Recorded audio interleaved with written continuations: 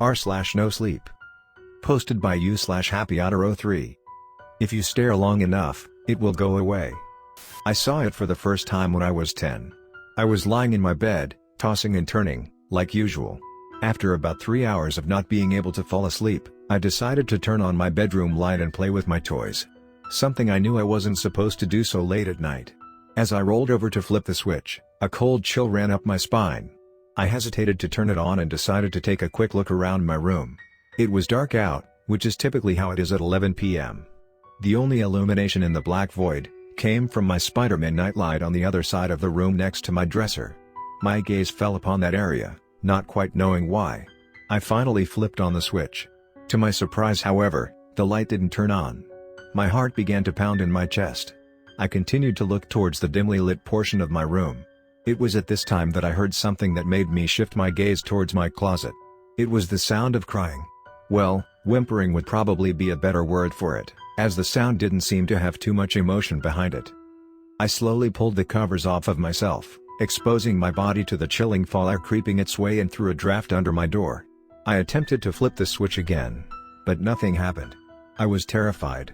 I thought about running out of my room and into my father's, waking him up and asking to sleep with him for the night. I quickly put that thought out of my head, however. Dad has to be up for work very early, and probably wouldn't be happy by the disturbance. The whining from my closet continued, and I decided that I would go check on it. I was young, what can I say? I lifted one foot off the bed, and the other quickly followed. In just a moment I was on my feet making my way towards the door of the closet. Just as I had reached the handle and was about to turn it, the crying stopped. I just stopped. My heart was beating a mile a minute at this point. I grasped the closet door and slowly opened it. I hesitantly looked inside, but what I found wasn't what I expected. There wasn't a monster, or a ghost, or anything like that at all. It was just clothes. As I searched around in the closet, I noticed that my nightlight began to lose its glow. I turned my attention away from the closet and back towards the nightlight. That's when I saw it. Standing behind my dresser. Staring directly at me. It looked somewhat human. Except for the fact that it wore no clothes, and its skin was as pitch black as the night sky. It was easily 6 feet tall, and its back curved at an unnatural angle.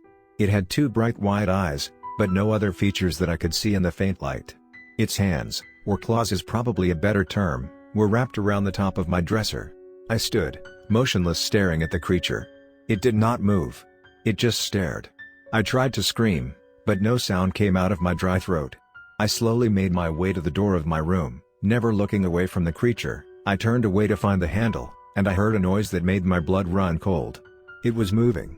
Slowly but surely sneaking up behind me. I quickly turned around and almost fell backwards in terror. It was right behind me. It was much taller than I expected it to be. Its head almost touched the ceiling, and its lanky body stretched and contorted, showing that it was slouching. Its claws were in the air as if it was ready to attack. As I looked at it, it seemed to be frozen in place as if trying to pretend it wasn't there at all.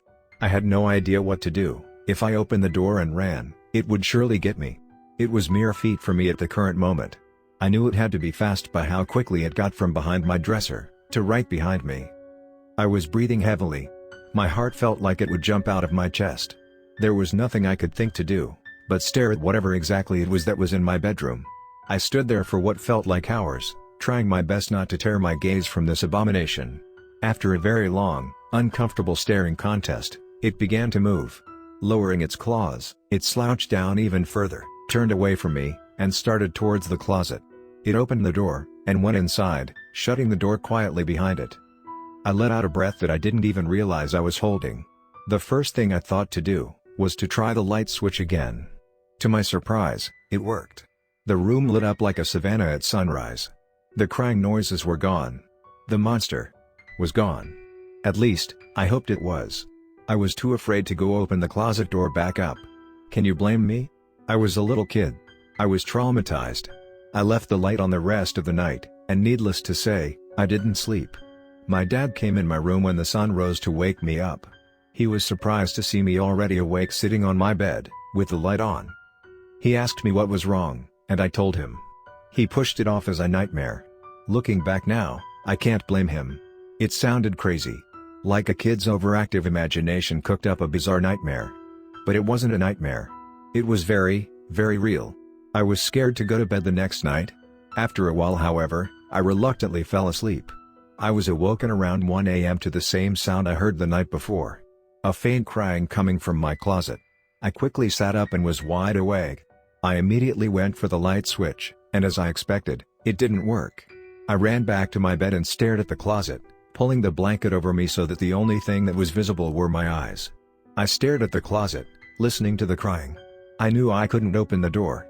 I was smart enough to know that whatever that thing was, it was safer for me, if it stayed in the closet. It didn't stay in the closet. Not long into my gaze upon the door, it started to budge, slowly pushing outwards and opening. When the door was about halfway open, I saw its terrifying face again.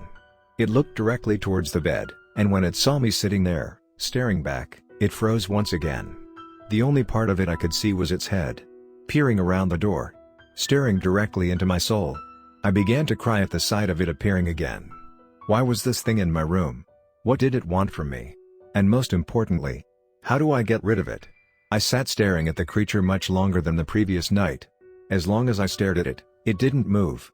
After what seemed like an eternity, its head slid back behind the door and out of sight, closing the door gently behind it. I was beginning to realize that if I just didn't look away, it wouldn't hurt me. So, that's what I did. For months and months the creature, who I began calling the Looker, visited me during each night. A few times I tested my theory and turned away from it when it appeared. Every time, I would hear shuffling and it would be closer when I turned back towards it. I had gotten good at timing when to turn back. I told my dad about the look many times, but he always just rolled his eyes. Again, I can't blame him. I began to fear the Looker less and less over the course of a year, until one warm August night. It was around 12:45 and I was sitting on my floor playing with my toys without permission, when my dad barged into my room and began yelling. He screamed at me and told me to get in bed at the very instant. I did. The lecture continued when I noticed the closet start to open behind him. "Dad? Turn around. It's the Looker." He rolled his eyes and looked behind him. It was too late. As he turned, the Looker grabbed his neck and twisted his head 180 degrees. A sickening crack came from my father's body and I screamed. Well, tried to. Once again, nothing came out. I backed up against my wall and cried, staring at the creature who I was starting to believe was harmless. It looked back at me with its cold white eyes. After a while, it disappeared into the closet once again. When it did, I ran to my dad, grabbed his phone and called 911. The funeral came and went, and I was sent to live with my grandmother. The Looker did not follow me. Thankfully, I never saw it again. I still see a therapist after over 20 years. It's helped some, but I still see my father's lifeless body in my nightmares. I just moved into a new apartment with my dog Rocco. And as I'm lying in bed right now, I just heard crying from my closet. I think it's back. But luckily I still know how to keep it at bay. Just don't look away. Next story of this video. Posted by UTZ13. My nightmares are leaking. Every school day is hell. The other kids relentlessly bully me. One of their favorite games is to throw banana peels while shouting Simran Simeon. Simran Simeon. The teachers just ignore it. They don't treat me much better on account of all my learning disabilities and attitude problems. They would join in with the kids if they could. Things aren't much better at home. My parents berate me daily for my shit grades and even shittier attitude. Why can't you be like your cousins, idiot? Simran, if you get held back again, I'm going to send you to live with your relatives in India. Why don't you just try harder, dummy? And would it kill you to smile sometimes? We provide you with a roof and food to eat, be happy, damn it. But neither my home life nor my school life compare to the horrors I experience in my dreams. Every evening I dread falling asleep. I would rather be tormented by my family and school bullies all through the night than face my nightmares. At least then, I would be able to rest. Sometimes, the world I find myself in is close to what we have on Earth, but subtly different. Most often, it is unnatural. I am usually a silent observer, an insignificant detail in the landscape, bearing witness as great titans and otherworldly beings conduct their daily rituals. Each experience is different, but I'll try and relate some of them here. Maybe it can help me process, at least the stuff that wasn't so horrible that my psyche decided the memories are best left untouched. After all, who remembers most of their dreams? As I plunge into the nightmare, I'm gasping for breath in an alien landscape. Each inhale feels labored. I choke on the exhales. Upon a vast, purple and pink sandy expanse against an aquamarine sky, I see a procession of creatures marching in orderly lines, hundreds of them like trails of ants. It is difficult to explain the creatures. They look like insects infected with flowering cacti, covered in spines, spikes, and colorful petal-like protrusions. Some resemble flies, while others ran the gamut from earwigs to centipedes. All are in full bloom, and all are buzzing in unison. The song haunts me and pierces my soul, like a chittering Gregorian chant. As they walk, they toss sand collected on their body hairs and raise their appendages to the sky, as if in praise. I cannot see where they are marching from my current vantage, so I creep along beside one of the lines. Nobody spares me a second glance. As I proceed forward, I notice one group breaking free from the steady march and dashing over the ridge. The group all appear to be wearing metallic adornments and possess swollen body parts. Curious, I decide to follow them. Once I crest the ridge, I realize why they are swollen. The pregnant creatures all gather in a massive circle around the outer rim of a great hole in the ground. Staring at the abyss makes me feel like I am peering into the gaping maw of a giant sand beast. It does not bother the creatures, as they scream in pain and ecstasy while laying eggs right along the edge. There are hundreds of thousands of translucent, copper iridescent eggs. More are continuously being laid. I can see eyes poking through the casings of many of them. The grubs inside all writhe and undulate to the beat of the chanted buzzing. As I watch, the pace quickens. More and more pregnant mothers with swollen thoraxes approach the area around the hole and lay eggs wherever they can fit. The eggs clump together into the sand with a sticky blue secretion excreted by the mothers from their mouths. They rub the slimy goo over the eggs before placing them. Meanwhile, the other creatures begin to arrange themselves in circular tiers and shapes outside the birthing ring. I imagine from the air it would resemble a giant mandala. One group of especially large creatures steps forth. They are at least 1.5 stories tall and wearing full metal coverage, like armor.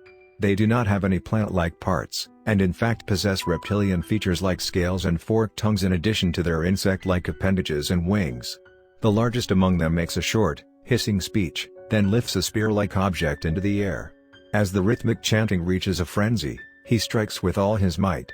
The tip of the object hits the sand, and it ignites in a glorious display of green sparks and white flames. He walks over to the clutch of eggs and with great intention and ceremony, lowers the flame. Immediately, a giant circle of neon-colored flames erupts over the entire clutch. With the raging flames reflecting across their many lensed eyes, the mothers wail and cry big gloopy tears. The rest just watch as the flames devour the eggs. The intense heat makes some of the egg sacs pop and expel go-away, half-formed organisms. I hear the sizzling of the flames, the pops and squishes of exploding eggs, and smell the scent of burning fat. The fire forces some of the more developed grubs out of the egg casings. They squeal and cry in high-pitched, ringing tones. They don't make it very far, crawling until either they catch fire or the heat cooks and dehydrates them. While watching the babies burn, I notice a deep, low rumbling coming from beneath my feet. Now the procession has stopped marching. They continue earnestly, fervently chanting while concentrating on the hole, their appendages raised high toward the sky. I dread what is to come. With the sound of a crashing tidal wave, a writhing mass of silver, black, and blue scales emerges from the hole. The chanting has crescendoed to a peak. The praying masses shake in excitement as their god graces them with its mighty presence. It is a multi-headed being, worse than any hydra imagined in myth, with heads resembling loathsome viperfish, wriggling moray eels, many-toothed great white sharks, spiny lionfish, and flared frills wafting, shifting the sand around it with great gusts. It lets out a guttural roar, so deep that I do not hear it with my ears but instead feel it reverberate throughout my whole body. It causes my belly to ache and my sense of balance to be lost. As I fall to my knees, I notice the creatures are doing the same. As they drop, they try their best to keep their arms and upper appendages raised high in prayer. They extend great effort to do this.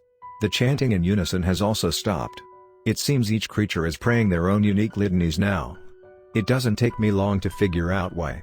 Their god begins to indiscriminately slaughter the gathered creatures.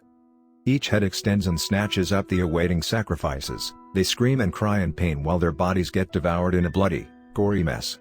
The rest of the creatures do not run, they are offerings after all.